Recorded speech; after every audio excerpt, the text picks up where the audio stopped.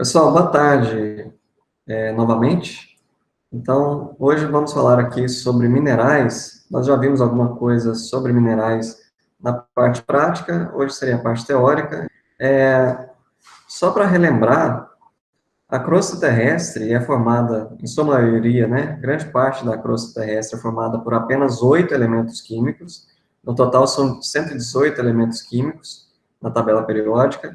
Então, apenas 8 dos 118 ocupam aí aproximadamente 99% da crosta terrestre, sendo que oxigênio ocupa 46%, silícios 28%, alumínio 8%. Só esses três já dão aí em torno de 82% da crosta terrestre. Então, três elementos químicos apenas ocupam já basicamente 82% da crosta, certo? É muita quantidade de crosta terrestre ocupada apenas por três elementos químicos, pensando que a gente tem 118. E ainda temos ferro, magnésio, cálcio, potássio e sódio, que perfazem o restante até chegar nos 99%. Todos os outros elementos químicos têm menos que 1% de ocupação da crosta terrestre. Então, esses 8 elementos aí do slide são os mais abundantes da crosta. Os outros, todos os elementos químicos, os outros 110, dividem menos que 1% aí da crosta terrestre. Então, são elementos mais raros, são elementos mais difíceis de serem encontrados, e alguns deles, dependendo da sua utilidade para diversas finalidades, acabam apresentando um valor comercial bem mais alto. Vocês perceberam que apenas dois elementos químicos ali, oxigênio e silício, já compõem 74% da crosta. Então, dois elementos apenas já compõem praticamente 3/4 da crosta terrestre, né? E esses elementos químicos, quando juntos na composição química de um mesmo mineral, quando juntos na estrutura de um mesmo mineral, esse mineral é chamado de silicato. A gente vai começar a falar um pouco sobre silicatos aqui, hoje. Então, silicatos são minerais que apresentam silício e oxigênio simultaneamente na sua composição química. E esses minerais, esses silicatos, estão presentes em torno de 90% dos minerais da crosta. Então, em torno de 90% dos minerais da crosta são silicatos. Grande maioria dos minerais da crosta são silicatos. Lembrando lá da definição de minerais, para ser considerado mineral, o material tem que ser sólido, de ocorrência natural, de origem inorgânica, ter uma estrutura cristalina. Vimos na aula passada, na aula prática, vários tipos de estruturas cristalinas, certo? E composição química definida. Então, para ser mineral, tem que ter esses 5 quesitos, tem que atender a essas 5 condições. Ser sólido, estado físico sólido, ser de ocorrência natural, origem inorgânica, estrutura cristalina e composição química definida. Os minerais, em geral, não podem ser divididos em componentes menores. Os minerais não podem ser quebrados em componentes menores. Por quê? Se um mineral é quebrado em componente menor, o que é o componente menor que o mineral? O que forma o mineral? Alguém se lembra aí? Por elementos químicos, né? Então, se a gente dividir um mineral em componente menor, a gente simplesmente separaria os elementos químicos. Então, eles não podem ser repartidos em porções menores. Se a gente fizer isso, a gente vai separar os elementos químicos. E como comentamos em algumas aulas anteriormente, minerais podem formar rochas, podem formar solos, podem formar sedimentos, de acordo com a definição de cada um. Existem milhares de minerais na Terra, no planeta Terra, milhares, mas apenas em torno de 30 são bem mais comuns. Isso é justamente consequência daquele primeiro slide, primeiro slide em que comentamos que apenas 8 elementos químicos já compõem praticamente 99% da crosta terrestre. Então, esses poucos elementos químicos que ocorrem em grande quantidade, com maior probabilidade de se combinarem formando minerais com uma certa limitação de variação de composição química, porque são apenas 8 elementos ali. Os outros 110 ocorrem em pequena quantidade. Então, vocês concordam que se a gente tem poucos elementos químicos em grande quantidade, a chance de haver ligações entre diferentes elementos químicos fica bem limitada? Por isso, são formados menos minerais, e aí a consequência, né, de termos em torno de 30 minerais muito comuns, mas existirem mais de 2.000 minerais no planeta Terra. Apenas 30 são mais comuns por essa limitação de variabilidade de elementos químicos na crosta terrestre. E nós já comentamos algumas vezes, os diferentes minerais apresentam variados usos. Vocês estão vendo aqui o sal de cozinha. Sal de cozinha, só para ilustrar um dos usos dos minerais que podem ser utilizados na nossa alimentação. À direita do slide tem uma loja com vários minerais que fizeram anéis, brincos, pulseiras. Dá para ver aí, né? São partes de minerais bem grandes, então são anéis, pulseiras bem grandes mesmo. Isso é uma loja de cidade que eu visitei recentemente. Aproveitei para tirar essa foto. Então, só para ilustrar aí que nesse caso, os minerais estão sendo usados como adorno. São usados também para joalheria, confecção de anéis menores, com pedras preciosas, né? Nesse caso aí, esses minerais não são tão valiosos assim. Vocês conseguem ver logo esse aqui, esse primeiro que está maior na foto? Vocês lembram que mineral que é esse? É bonito e tudo, mas não tem um valor econômico muito elevado, como se fosse ouro, né? Se fosse um anel de ouro desse tamanho aí, seria bem caro, realmente. Ametista, muito bem, quartzo roxo, né? Então, não tem um valor econômico tão elevado, mas é bonito, pode ser usado como adorno. Então, alimentação, joalheria, enfeites de casa, de jardins, tem muita ametista que o pessoal usa em jardim, já vi várias vezes por aí. Então, tem várias finalidades. Pode ser utilizado, os minerais podem ser utilizados ainda na extração de algum elemento químico que vai ser utilizado na produção de algum outro, na fabricação de algum outro produto, por exemplo, minérios de ferro, minerais como hematita, magnetita são extraídos, o ferro é extraído desses minerais e é utilizado para a fabricação de outros produtos como aço e assim por diante. Então, minerais têm diversas finalidades, diversos usos. Só para passar um pouquinho mais devagar sobre isso, lembrando lá da definição dos minerais, são sólidos, ou seja, estado físico sólido, não existe mineral no estado líquido ou no estado gasoso. Os minerais têm que ter, para ser mineral, o material tem que ter ocorrência natural, tem que ser encontrado na natureza.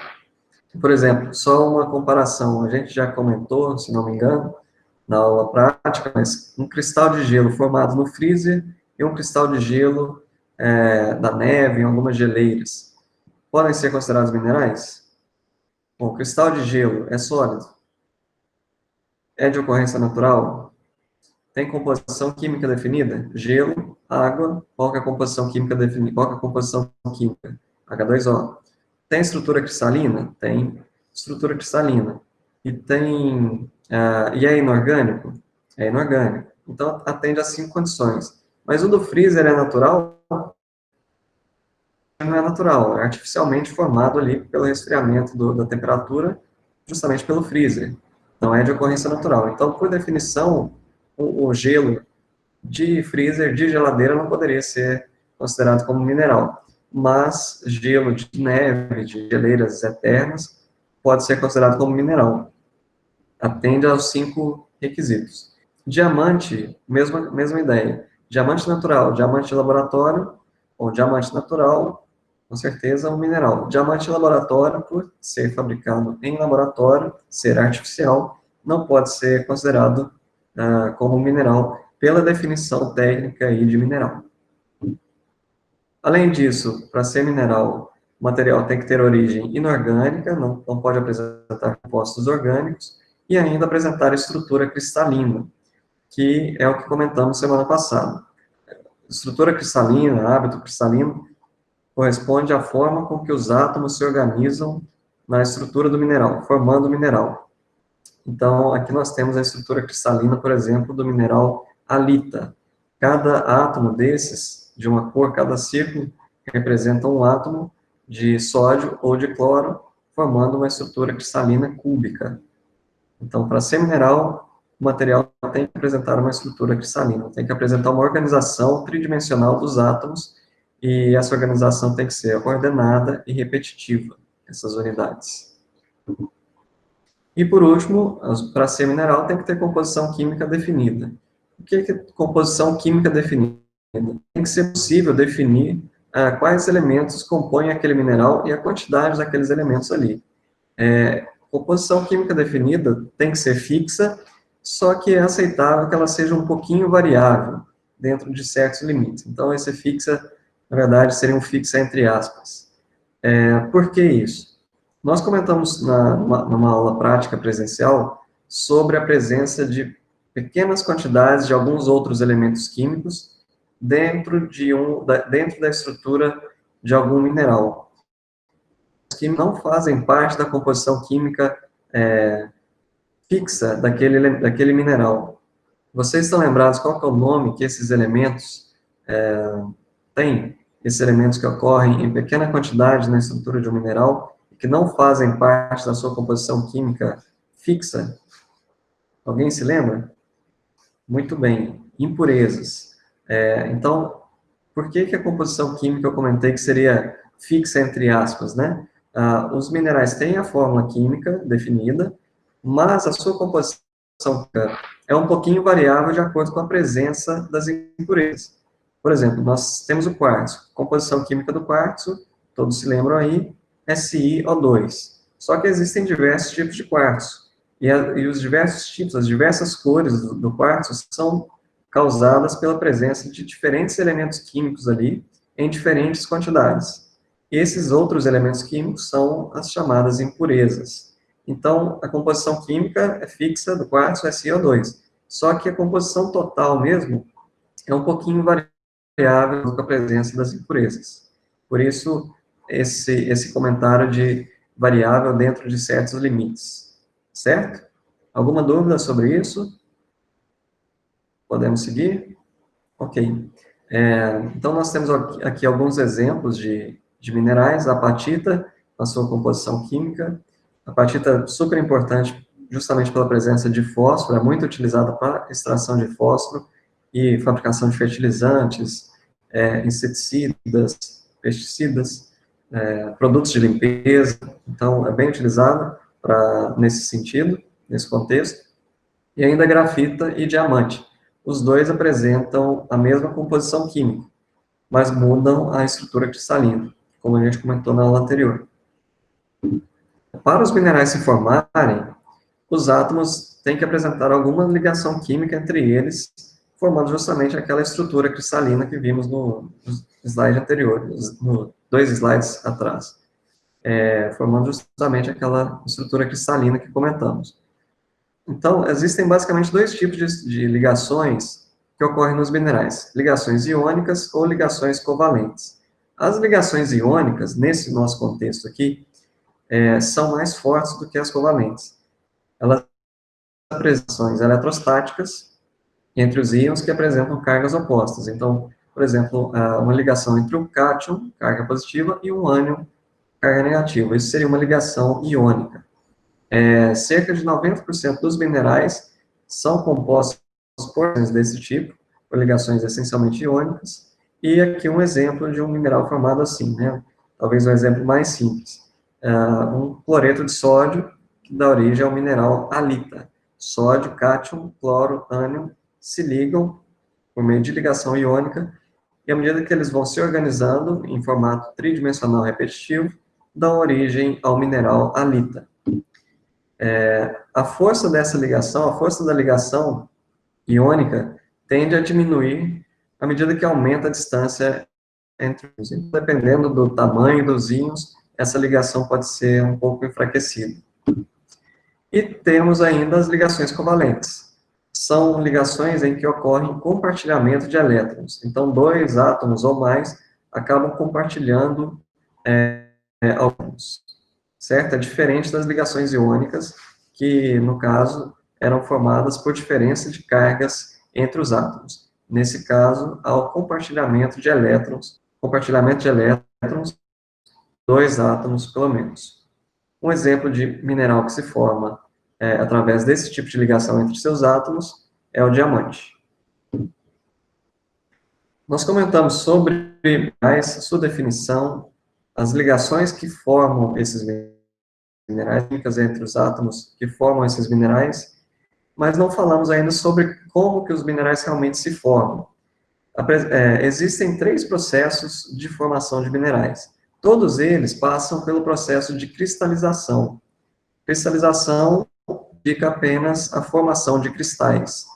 Por que cristais? Cristais, nesse caso, diz respeito à estrutura cristalina.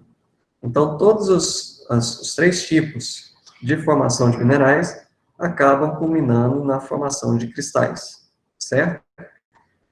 O processo de cristalização pode ser definido como o crescimento de um sólido a partir de um gás ou de um líquido, com átomos se agrupando em proporções químicas e arranjo cristalino adequado. Isso é o processo de cristalização. Com isso, são formados cristais. Vocês podem ver aqui nessa imagem vários cristais nessa ametista, justamente por esse processo, formado por esse processo. Mas quais são os 3 processos de cristalização? Quais são os 3 processos de formação de minerais até o momento de chegar na cristalização? São 3 processos. Primeiro, precipitação a partir de soluções saturadas. Segundo, reação entre minerais no estado sólido. E o terceiro, cristalização a partir do magma. Cristalização a partir do resfriamento do magma ou da lava. Certo? São esses 3 processos para que os átomos consigam se combinar de forma adequada, formando cristais.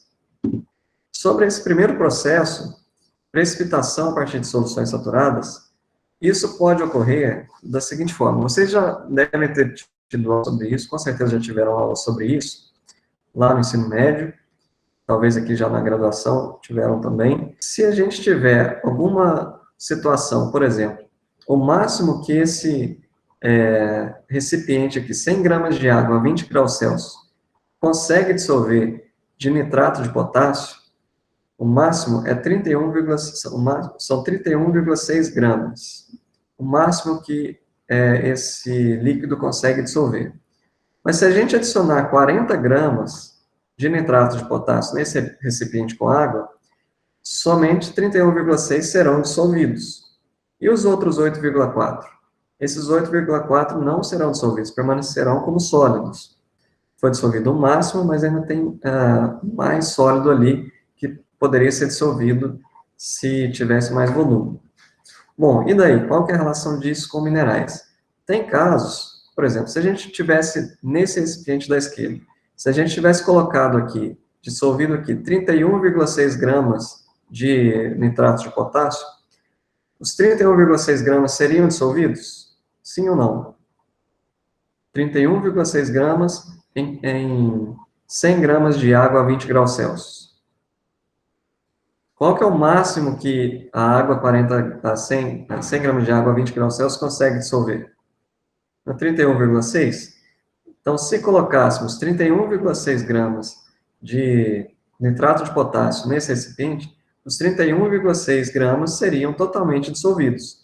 A solução seria hipossaturada, saturada ou hipersaturada, nesse caso?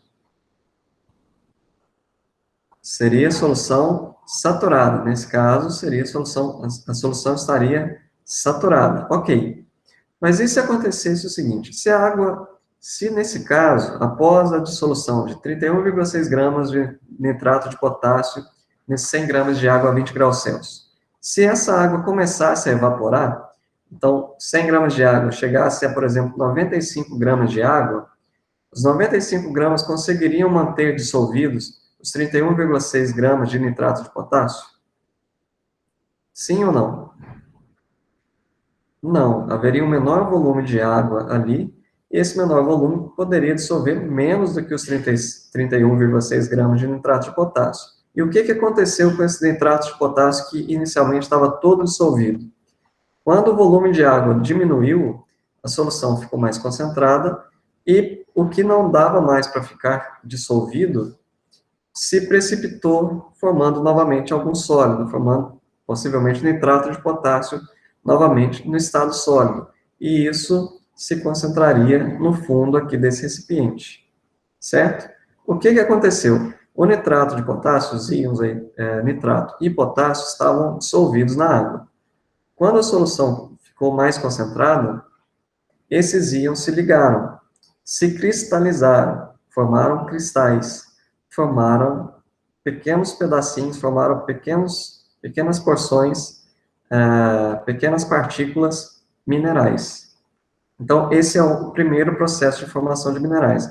Ocorre quando ou um líquido de uma solução contendo vários ânions evapora, ela se torna mais concentrada, e esses íons começam a se ligar, formando cristais, formando material sólido, formando alguns minerais. Ou então, mesmo se a gente mantivesse o volume de água e acrescentássemos mais íons ali naquela solução. Então, ela pode se tornar concentrada de duas formas, ou diminuindo o volume do líquido, ou adicionando mais solutos, certo? Nas duas condições, haveria precipitação desses íons. Havendo precipitação desses íons, são formados ali pequenos minerais, pequenas partículas minerais. Alguns minerais se formam por esse processo, por exemplo, a calcita, a gipsita, são exemplos de minerais que se formam a partir de soluções saturadas. Uma outra forma de haver formação de minerais a partir de precipitação, a partir de soluções saturadas, seria em altas temperaturas, em condições de altas temperaturas. Por quê? Quando as soluções estão mais quentes, quando a temperatura delas é maior, elas conseguem dissolver mais soluto.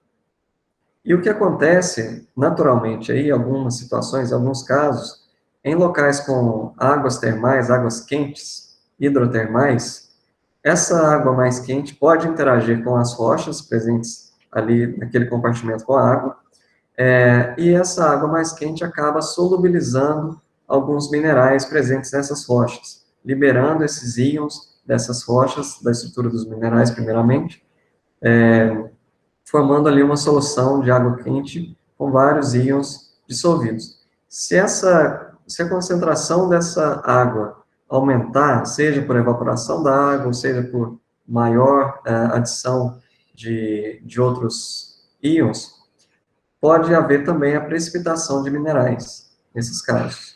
Então, precipitação de minerais formam cristais, o mesmo processo de formação a partir de soluções saturadas. Ok? Apenas um outro exemplo.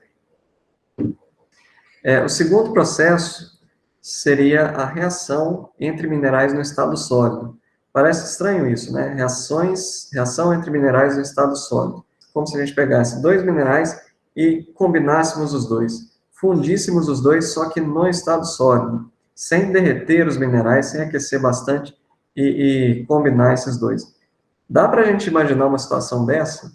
Pegar dois minerais e no estado sólido combinar esses dois? É possível nas nossas condições normais aqui? Isso não é possível, dois materiais do estado sólido se combinarem assim. Para isso, tem que haver uma temperatura muito elevada, uma pressão também muito elevada. E isso ocorre em alguns locais da crosta, principalmente locais de choques de placas e outros exemplos que eu vou comentar daqui a pouco.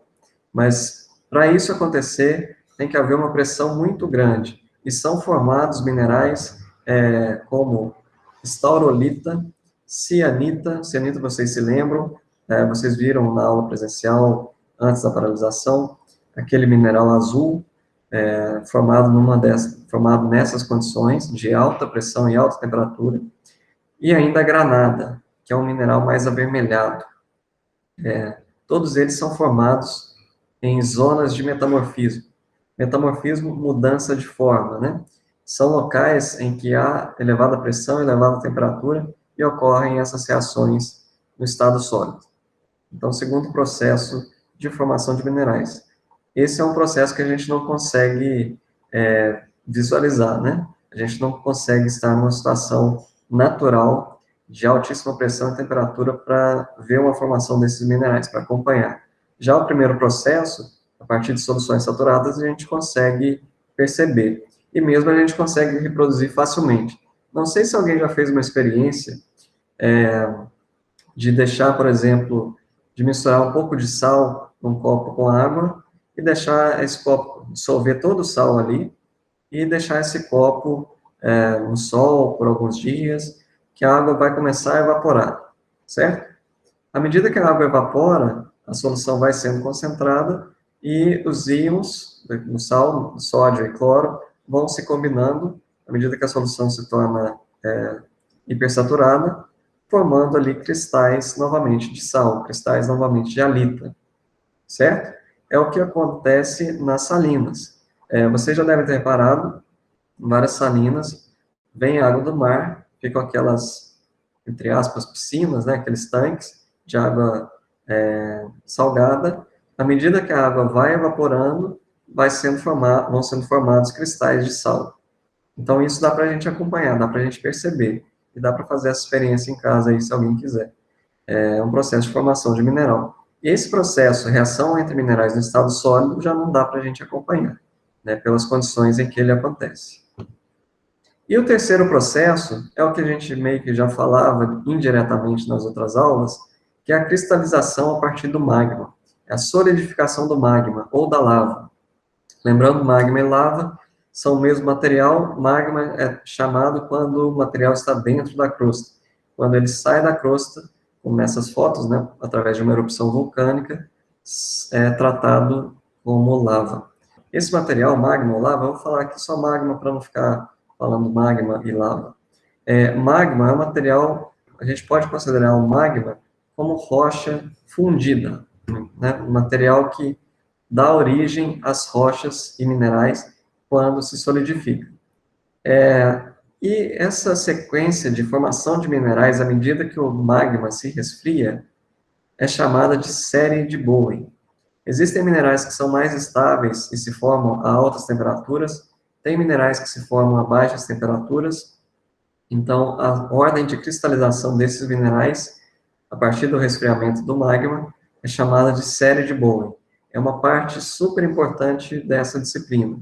Entendendo bem a série de Bowen, entendendo essa sequência de cristalização dos minerais, a gente consegue fazer várias inferências, consegue entender por que vários minerais são encontrados em maior quantidade hoje aqui na superfície do planeta do que outros, por que em solos brasileiros existem maior quantidade de alguns minerais do que outros, solos de regiões mais frias, regiões temperadas, por exemplo, apresentam minerais diferentes do que os que ocorrem aqui. Então, a partir da série de Bowen, nós conseguimos falar bastante sobre os minerais e a quantidade que eles ocorrem no planeta e, no nosso contexto, principalmente, nos solos, tá certo? Então, é uma parte da matéria que a gente precisa de uma atenção especial. O que é essa série de Bowen? A série de Bowen representa a sequência de cristalização dos minerais a partir do resfriamento do magma ou da lava. Magma e lava estão ali em torno de 1000 graus Celsius, um pouco menos, um pouco mais, mas vamos considerar em torno de 1000 graus Celsius. Nessa temperatura, não tem nenhum mineral formado, está tudo na forma ali de magma, é uma solução de elementos químicos. E à medida que o magma vai se resfriando, alguns minerais vão se formando, de acordo com as condições de pressão e temperatura, concentração de elementos químicos ali do magma. Então, a sequência de cristalização, a sequência de formação é explicada pela série de Bowen. Como que isso acontece? Se a gente partir lá dos 1000 graus Celsius e esse magma começar a se resfriar, o primeiro tipo aí de mineral que se forma à medida que o magma se resfria um pouquinho, começa a se resfriar, é a chamada olivina. O primeiro mineral formado com o resfriamento, no início ali do resfriamento do magma. Ainda está muito quente. Mas nessas condições, o mineral olivina já está estável, já consegue se estabilizar. E ele é formado consumindo alguns elementos químicos presentes no magma por completo. Então, alguns elementos químicos presentes no magma são utilizados na formação da olivina. Depois, então, vocês concordam que se alguns elementos foram removidos, vamos dizer, foram consumidos desse magma inicial, dessa concentração inicial de elementos, eles não estão mais disponíveis para a formação dos outros minerais abaixo, certo? Se esses elementos foram consumidos para a formação do primeiro mineral ali, da olivina, esses elementos não estão mais disponíveis para formar os outros minerais, que vêm na sequência. O magma, então, continua se resfria um pouco mais, e aí dá origem aos minerais do grupo dos piroxênios. Então, já tem uma composição química um pouco diferente da olivina, e foi formado numa temperatura um pouco menor. Consumiu mais elementos químicos ali. O magma continua se esfriando e chega numa temperatura em que os anfibólios, grupo de minerais aí chamado anfibólios, tem vários minerais dentro desse grupo, chega numa temperatura, o magma, que os anfibólios são estáveis. Então, os anfibólios se formam nessa temperatura mais baixa do que aquela que os piroxênios e que as olivinas se formam. E também consomem alguns elementos químicos presentes ali no magma. Em sequência, forma-se a biotita, o mineral que vocês já viram nos slides, uma mica de cor escura, grupo das micas, e se forma numa temperatura menor e consome mais elementos químicos ainda. Essas duas séries, dessas duas sequências, essa da esquerda chamada série descontínua e da direita série contínua, funcionam mais ou menos da mesma forma. À medida que o magma vai se esfriando, esses minerais vão sendo formados. Plagioclásios são feldspatos. Então, existem 3 tipos, basicamente, de feldspatos, mas vários minerais dentro desse grupo, né? Feldspatos cálcicos, potássicos e sódicos. Isso aqui é só uma representação desses todos os feldspatos, de acordo com a quantidade de sódio e cálcio, e ainda temos um feldspato potássico que vem logo na sequência. Sobre essas duas séries descontínua e contínua, tem uma situação interessante. No caso da série descontínua, à medida que os minerais aqui vão sendo formados, e muda a temperatura do magma, muda a concentração dos elementos, ou seja, mudam as condições do magma, parte dos minerais já formados, parte é destruída. Então, por exemplo, a olivina começa a se formar, depois o magma vem resfriando, diminui a concentração inicial de elementos químicos, quando a olivina se formou, em comparação ao momento em que a olivina se formou, mudando essa concentração e mudando a temperatura, parte daquelas olivinas formadas são destruídas. Parte permanece, mas outra parte é destruída. E aqueles átomos que formavam aquelas olivinas voltam a ficarem disponíveis no magma para a formação de outros minerais. Depois, piroxênios se formam, mas quando a temperatura muda, a concentração do magma, dos elementos do magma muda, quando essas condições em que os piroxênios formaram mudam, parte desses piroxênios são também destruídos, os elementos presentes neles voltam para o magma, mas parte permanece. Permanece formada, permanece como piroxênio. Ou seja, série descontínua indica que, à medida que as condições do magma mudam, alguns minerais formados anteriormente são destruídos. Parte deles continua, mas outra parte é destruída. Isso define a série descontínua. Já a série contínua, não. O mineral se formou, pode mudar a condição do magma, pode mudar a concentração de elementos, pode mudar a temperatura, que aquele mineral não vai ser destruído. Aqueles minerais formados não serão destruídos. Então, o nome de série contínua. Eles vão se formando e permanecem formados. Na série descontínua, eles vão se formando, mas parte deles vai sendo destruída e libera novamente os elementos para o magma. E a parte final da série de Bowen tem mais 3 elementos, a parte final tem mais 3 minerais. Então, temos aqui feldspato potássico, por exemplo, a ortoclasita, que vocês já conhecem. Qual que é a dureza da ortoclasita que vocês viram mesmo? 8, menos um pouquinho. 6, muito bem, beleza. Dureza da ortoclasita, 6. Então, a ortoclasita é um feldspato potássico, está aqui representado na série de Bowen, e ainda temos moscovita e quartzo no final. Esses três minerais aqui no fim são formados a menores temperaturas, a partir de 600 graus Celsius, mais ou menos. Então, eles se formam em temperaturas mais baixas. Aqueles anteriores, aqui de cima, já se formam em temperaturas mais elevadas, do magma. Então, temos feldspato, moscovita e quartzo. A partir da série de Bowen, a partir desse entendimento geral da série de Bowen, nós conseguimos fazer várias inferências a partir do significado desses minerais em diferentes locais da série de Bowen. Conseguimos fazer várias inferências a partir da condição de formação desses minerais presentes aí na série de Bowen.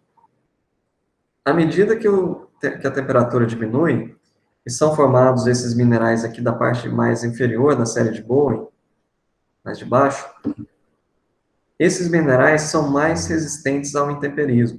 Eles apresentam maior quantidade de ligações covalentes, são mais resistentes ao intemperismo. Já começa a fazer um pouco de sentido, né? Vocês já viram que toda hora a gente fala de quartzo é muito comum de ser encontrado por aí, e reparem, não é coincidência que ele é o último da série de Bowen a ser formado. Então, ele tem muito alta resistência ao intemperismo. Intemperismo vem da palavra intempérie, que significa rigor das condições climáticas, e é o processo de alteração dos minerais à medida que as condições ambientais vão sendo alteradas. Existem várias reações químicas que causam alterações nos minerais.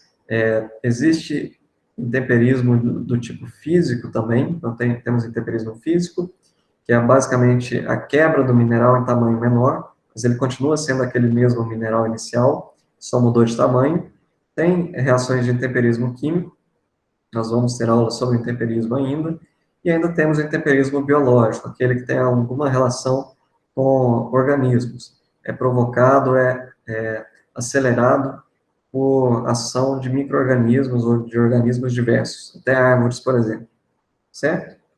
Então, a resistência ao intemperismo a gente pode entender como resistência à alteração, resistência daquele mineral a ser alterado. Então, quanto mais embaixo na série de Bowen, maior a resistência ao intemperismo aquele mineral possui. Então, quartzo, bem resistente ao intemperismo, está aqui no fim da série de Bowen. Moscovita, também bem resistente ao intemperismo, mais para o fim da série de Bowen. Então, essa já é uma relação. E, ao contrário, olivina, piroxênio, anfibólios são menos resistentes ao intemperismo.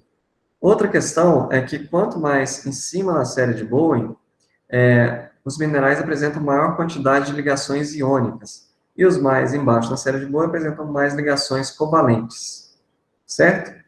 Então, nós comentamos, né, nesse contexto aqui de minerais, as ligações iônicas são mais fracas que as ligações covalentes. Então, se são mais fracas, já começa a explicar o porquê desses primeiros aqui não serem tão resistentes ao intemperismo. Eles apresentam ligações iônicas, mais fáceis de serem quebradas, de serem rompidas. Mais facilmente os átomos presentes nesses minerais são liberados, são desprendidos da estrutura do mineral.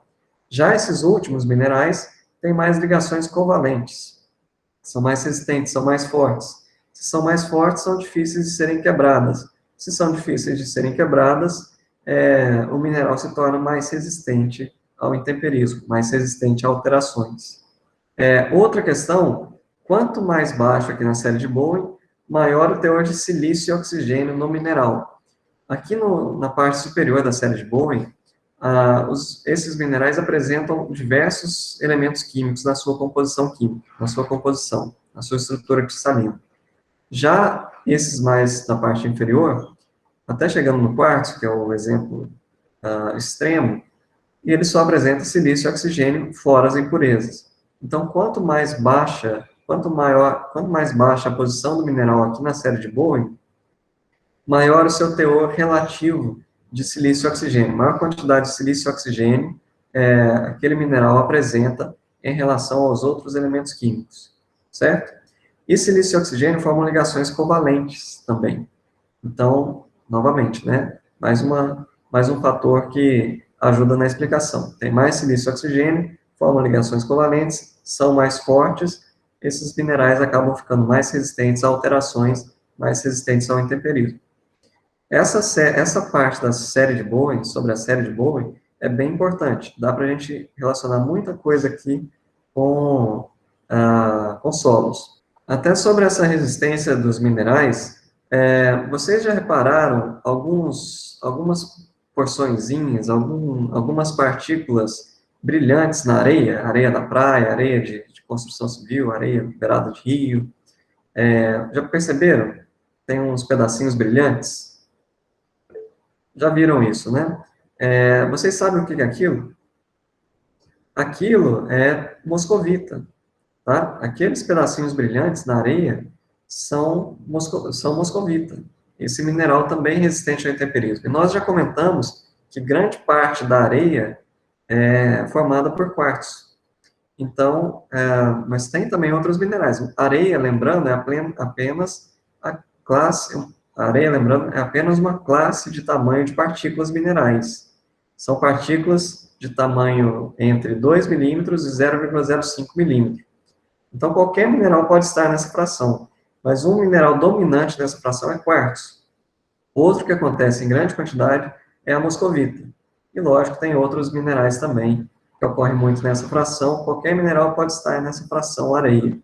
E poderia estar maior ou menor também. É apenas uma classe de tamanho. Mas quartzo é muito encontrado na fração areia, porque ele é muito resistente ao intemperismo, principalmente na fração areia. Certo? Moscovita também se concentra muito na fração areia. Ok? Então, aqueles pedacinhos brilhantes que vocês veem na areia são moscovitas, são pedacinhos de moscovita. E para a gente fechar essa aula teórica, esse processo de cristalização é o processo que eu comentei de formação de cristais. Quando o resfriamento do magma é mais rápido, magma ou lava, né? É mais rápido, são formados cristais menores, cristais pequenos. Quando o resfriamento do magma é mais lento, os cristais formados são maiores. Então, tem essa diferença também que causa diferentes tamanhos de cristais. Quando o resfriamento do magma é rápido, os cristais formados dos minerais é pequeno. O tamanho dos cristais formados é pequeno. Quando o resfriamento é lento, os cristais formados são grandes, são maiores. Tem condições em que o resfriamento do magma ou da lava é extremamente rápido. Quando isso acontece, nem cristais se formam. Os átomos não têm tempo de se organizar naquela estrutura cristalina, estrutura organizada, tridimensional e repetitiva. Então, nem cristais são formados. É formado, nesse caso, um material amorfo, chamado material amorfo. Material amorfo é aquele material que não é cristalino, não apresenta cristais, não apresenta organização dos átomos, certo?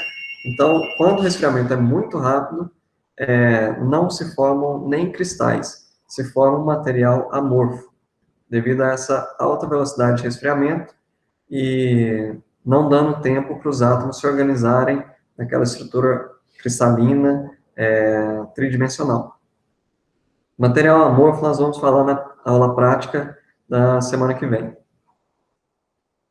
Muitas vezes aqui no geodo, só lembrando, aqui no geodo, essa parte externa, se o resfriamento for muito rápido, pode ser formado material amorfo, tá? Então, nem cristais, nem minerais ali. É um material sem estrutura cristalina, por isso não é considerado como mineral. E à medida que vai chegando na parte mais central, como o resfriamento vai sendo mais lento, aí são formados minerais pequenos, depois, quanto mais lento, maior o tamanho dos minerais formados.